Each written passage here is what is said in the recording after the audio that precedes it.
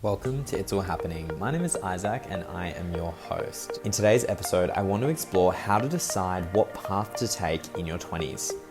I think anyone that is in their 20s or has gone through their 20s can resonate with wanting multiple things out of life. Myself included, I am quite ambitious and I want to do a lot of different things, not only in my career, but also I have pretty big personal goals that I'd like to achieve within this 10-year period. I know we've all had that paradox where we're thinking, should I go traveling? Should I start a business? Should I pivot to a different career? Should I lock in and save my money? Should I move cities? Should I live overseas? Should I get another degree? Should I be married? Should I be single? Should I have a child?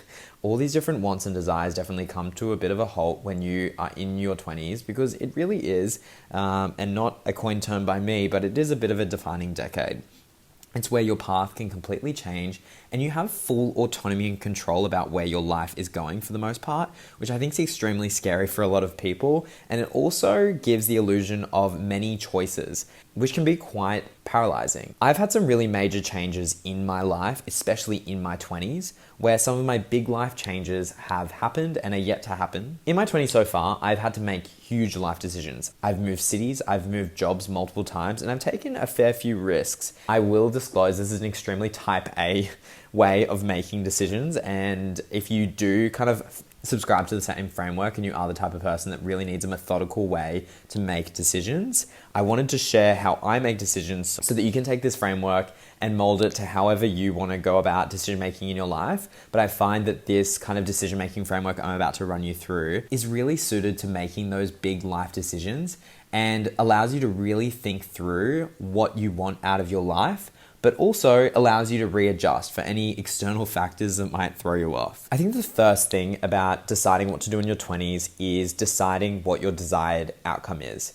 Now, I know this is like the hardest part. This is deciding what you want to get out of your life, which is such a big question. A lot of people ask themselves, some people on a daily basis. The place I would start is the itch. The itch is something that I think is something that's always in the back of your mind, something you've always wanted and desired. I think a lot of people have that one thing or those or multiple things that they've always wanted out of their life. You're constantly thinking about it. It constantly makes its way to the front of your mind. Whenever you see other people doing it, you feel jealous or you just get excited for them because that's something that you really want for yourself. For me, I have two things that I've always wanted in my life and continue to want out of life, and that really is to travel the world and start a business. Now, these aren't the most hairy or audacious goals. They're definitely within my power and are very achievable goals. But even if you have something that sounds absolutely ridiculous or audacious, or like you want to be an actor, or you've always wanted to be a writer, or you've always wanted to do humanitarian work for the UN,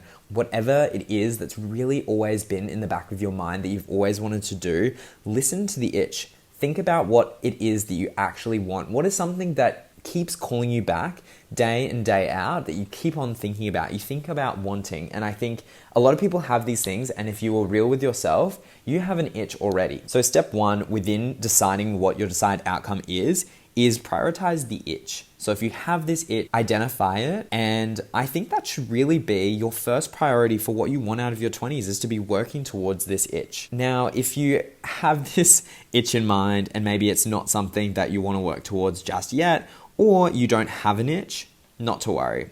I know some people have wanted to be a lawyer since they were 16. Some people figure it out much later in life what they'd like to be or want out of life. So you don't need to have it figured out. I guess what I would do if you don't have an itch is talk to people in every area that you're interested in. So if you've thought about becoming a lawyer, but you've also thought about becoming a nutritionist, first of all, think about the people in your life. Whether that's your auntie or whether that's someone that you've come across once, reach out to them and see whether they will have coffee with you. Talk to them and ask them any questions about their career and really understand what their day-to-day life looks like. Now, even if you don't know anyone within your desired career path, people for the most part are super easy to get in touch with. People are not celebrities. Connect with them on LinkedIn. They will see anyone on Instagram who has less than 5,000 followers is going to see your message request. Message everyone that is in an industry you're interested in and talk to them about what they do. Now, as you have these discussions, you're going to pick up on things that you resonate with, the things that light up your soul. If someone's talking about their job and there are so many things about their job that they say that they like that you also know that you would enjoy, you should really be thinking about that and comparing it to those other options that you have. So what I would do is I would write down the 15 different things that you want to do or you're curious about doing in your 20s. Now you're going to reach out to someone in each of those areas that's had that life experience and reach out to them. See what they're up to, see what they're doing, see what they enjoyed about it, and see what steps they took to get where they want to be. Now, this doesn't have to be just career goals, and LinkedIn is a great example of how it's easy to get in contact with people. But for me, I really want to travel the world. There is a few friends or a few people that I follow on Instagram who have traveled the world. And I would encourage you to reach out to those people. In last week's episode, I talked to Lara Berg. She was a friend of a friend at university, and I was curious about moving to Paris.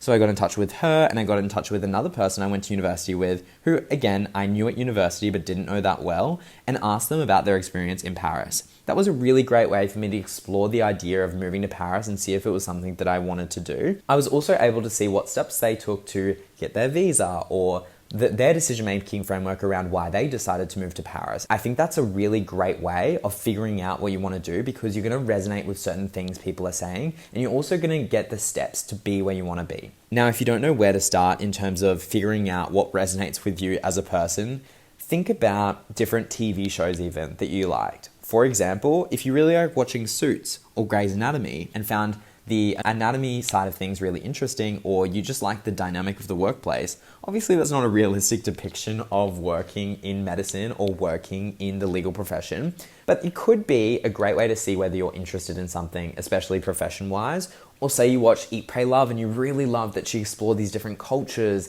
and had these amazing experiences in India and Bali and went to Italy and learned a new language. It might have been that learning the language part of Eat, Pray, Love that you really loved how she learnt Italian in the end and the meaning of words and the depth that it added to different life experiences. You could even pluck off that one piece that you're curious about and talk to people who have learned different languages. You get where I'm going here, but you have had life experiences where you've enjoyed things and where you haven't enjoyed things.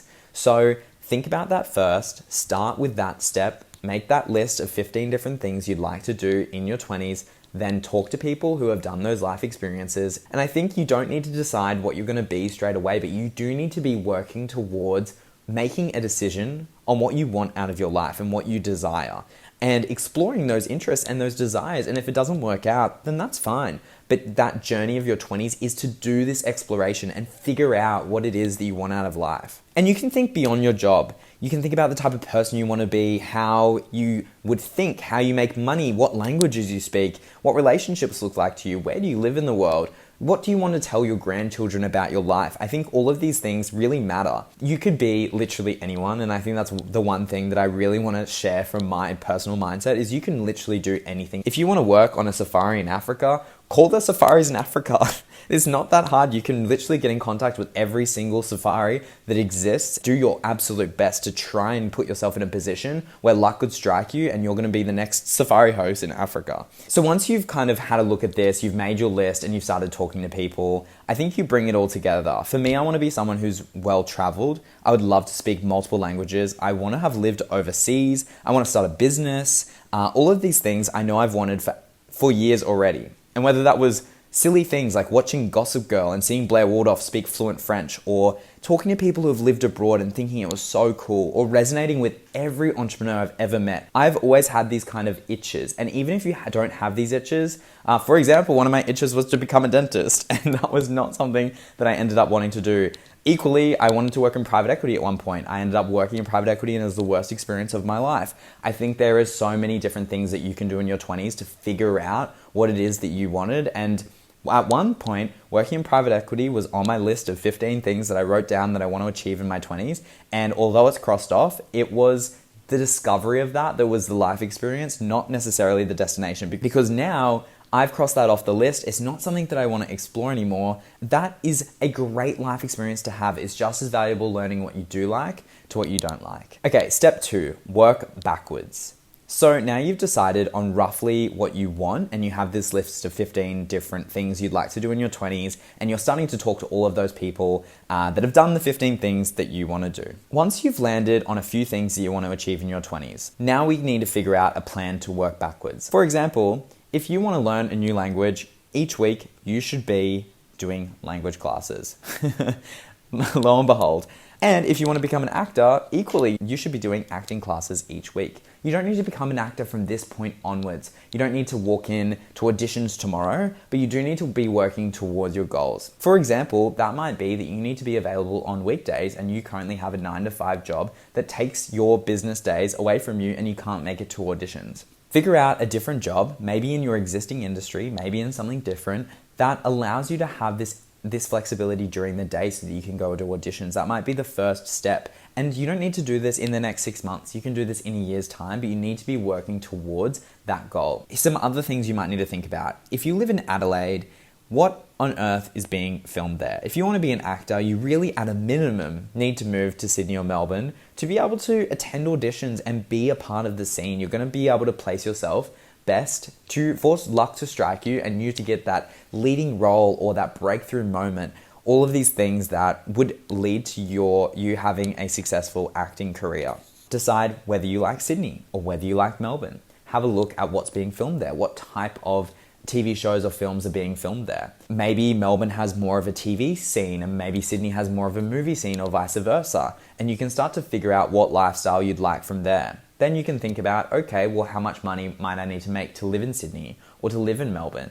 And what kind of job would I have on the side that allows me to work as an actor during the day? I think this is a great way to start planning your life goals and have a really structured plan about, I'm moving to Melbourne in 6 months' time on the day, and be working towards that goal constantly. I think that is something that for me personally, I find so exciting to work towards, and these are all really palatable steps, right? If you were to say, I want to win an Oscar, that's your end goal, and right now you're living in Adelaide and you don't do any sort of acting as your job, I think that it can be really hard to visualize these steps in between, but when you're making it palatable, for example, I'm going to move to Sydney in 6 months, then I'm going to get a job that allows me to attend auditions throughout the days.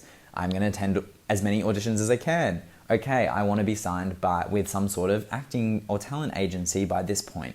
I want to move to Los Angeles at this point. How much money would I need to save up? Okay, I need 4 years of saving up. Great. And you've got these kind of timelines you can work towards. So if you're 22 now, you're living in Adelaide, all the way through to moving to Los Angeles at 28, that you're still young, you're still 28, and you are working towards these really big, audacious goals, but you're taking one step at a time. You don't need to be in this insane rush. Be serious about your goals that you want to achieve, and I've had to have this talk with myself multiple times. I have really big goals that I want to achieve in my life, and expecting that's going to happen without taking any sort of steps towards it week by week is delusional. And I love manifestation and thinking through your goals, but you need to have actionable steps that you can take. To round out this point, I'll give you some other examples that aren't as career related so that you can kind of think about it in a different way. So like, for example, if you want to travel the world, do you work a job that even pays you enough money to save up in your required time frame? If you couldn't give a shit about your career, find a higher paying job, go to the mines, go be a train driver, figure it out. Anything is possible. So just thinking about what you want to achieve and working backwards is such a good idea. People get so wrapped up in wanting to achieve their goals so quickly that it makes it really hard to visualize you getting there. It makes it seem not possible. Because the reality is it's going to take a decade or decades of hard work to get where you want to be, but making those steps so that you are on the path to getting what you want out of life is so important, especially in this quote unquote defining decade where you have this time and you have less obligations to be able to explore what you want out of life. Step 3 is kind of on a similar vein to step 2, making a plan, but you need to make a list of daily actionable steps. I guess for me, I see myself, I want to be someone who's super fit. I want to be able to speak languages. I want to be someone who travels, and I want to be someone that can own my own company one day. I need to be exercising every day if I want to be someone who's super fit. I need to be taking language classes if I see myself as someone who speaks multiple languages. I need to be building high value skills so that I can work for my own company one day. I need to be upskilling on how to start a business and all the different elements of business and thinking of business ideas, writing down 5 business ideas a week. It can start as small as that. And I know the first thing people are going to say is, I don't have enough time. And I get it. I used to work in private equity, and for me to squeeze in language classes into my private equity schedule would have been really hard. Although you might be too busy at this current moment, I can guarantee you are not reading when you're on the train, or not editing that reel you want to edit when you want to become an influencer, or not filming that podcast episode on that Sunday afternoon when you do have time. Having daily achievable tasks is really how you're going to be able to make progress towards that action plan that we talked about before. So whether you've only got 20 minutes to edit your reel on the train, like the example I gave before, or read a book that's like allowing you to acquire the knowledge to become a great business person, whatever it is, kind of take these daily actionable steps to becoming the person that you want to be. The next step I would have is have interim goals. So we talked about this example of wanting to be an Oscar-winning actor, and I talked about at first your goal is moving to Melbourne or Sydney. Then your goal might be to get a different job where you can make more time for your auditions. Then your goal might be to save up money to move to Los Angeles. These actionable steps and these interim goals of saving up the money or moving to Sydney or getting your audition, whatever it is, can make things really, really palatable. For example, I want to work for myself eventually. Okay, well, what am I doing this year that's working towards getting some sort of income that's not based off my salary? Whether that's $100. I think that's something that's such a good example. And equally, say I want the craziest body ever. This year, I want to put on 3 kilos. You get the gist. Really visualize what goals you want and have interim goals that are achievable. The next step is make every decision based on your end goal. Now think of your end goal whenever you're making any little decision in your life. Whether that's from the simplest thing, like waking up when your alarm goes off, think about your end goal.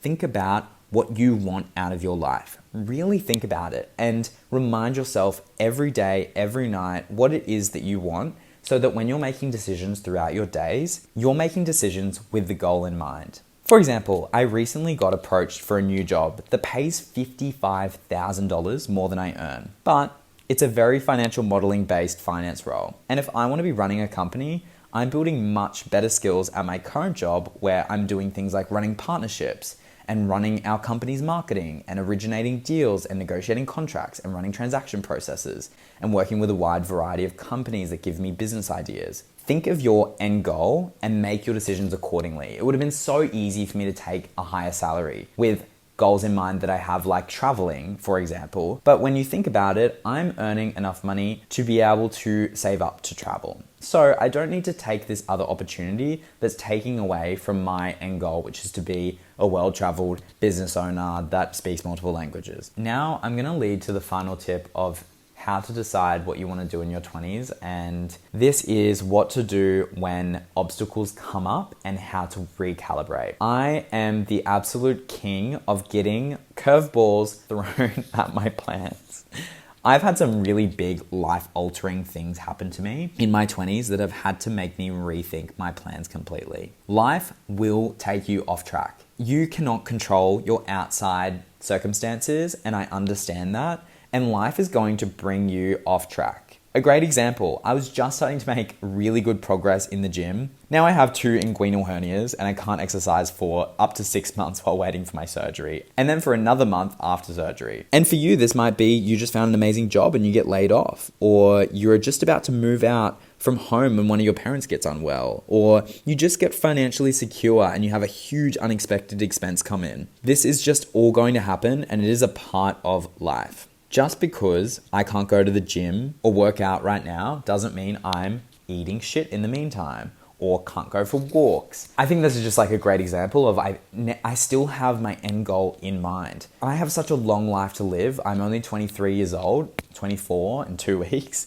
And for me, life's going to be so much longer than this 6 months period that's just about to come up. I'm making all my decisions based on the long term still. And although, yes, I can't be actively working towards my fitness goals right now, I can be making steps so that I'm not going as far backwards as I would have otherwise. You need to just recalibrate. If you get laid off, okay, find the next job that fits within your end goal.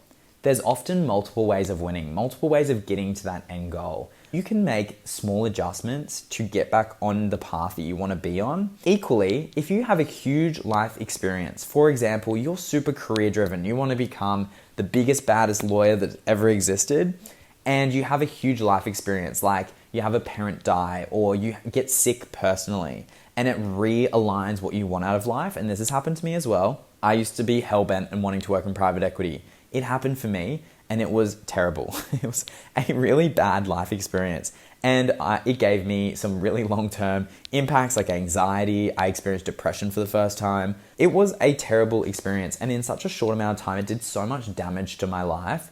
But what it did teach me is it really reiterated how many things I want out of life that are outside of a career. And I really focused and lent into my personal goals. And in the year after, when I did that, I got the fittest I've ever been. And I built the strongest relationships I've ever had with my friends. And I think that's just a great example of prioritizing different things. But I still want to be a business owner in the end. And that was my end goal when I was working in private equity as well. I just thought that it was going to be an easier pathway to get there because I'd be earning good money and I'd be learning about businesses. Well, guess what? Now I'm working in capital raising for small businesses, and I'm working with more interesting businesses that are giving me more business ideas because of the breadth of what I'm working on rather than a specific sector like I was in private equity. And it's actually way more suited to me starting a business because I'm able to take a lot more initiative. So yes, that's a silver lining, and that's easy to say in retrospect. But what I will say is you're going to get obstacles. Go in with that expectation, but make sure you're making decisions based on your end goal in mind. So that is all of the steps. Step 1, decide what your desired outcome is. Step 2, work backwards from there. Step 3, make a list of daily actionable steps. Step 4, have interim goals. Step 5, make every decision with the end goal in mind. And step 6, when obstacles come up, recalibrate. I hope this has helped. I have been able to use this process myself when life throws up so many obstacles, and it hasn't always been my decision-making framework, but it's definitely what I'm going to be using going forward and what I have used, especially in the last year where I've had a lot of life change. And it has been so beneficial to me working towards my goals. I am on a pathway now that is so much more aligned with my goals than before I was using this decision-making framework, even though I had some, if not all, of the same goals. Now, I know this is a super serious episode and it will not always be like this, but this is something I'm super passionate about. If I sound like a self-help guru, I'm very sorry, but this is honestly how I've lived my life so far, and it's made such a big and positive impact on my life and given me so many life opportunities that I just wouldn't have ever dreamed of. And so I really wanted to give this to everyone that's listening so that you can kind of have this framework to apply to your own life. And if there's one thing I want you to get out of this episode, it is that anyone can go after anything you want in life. Whether that's in your personal life, whether that's in your career, or whether that's just a life experience that you want to have, I really encourage you to shoot for the stars, go after that itch, that thing that you've always wanted, and if it works for you, apply this framework to make your decision along the way. Thank you for listening to It's All Happening. This is episode 2, and I encourage you to subscribe if you're on YouTube or follow if you're on Spotify to keep up to date on episodes that are being released every Tuesday. Thank you.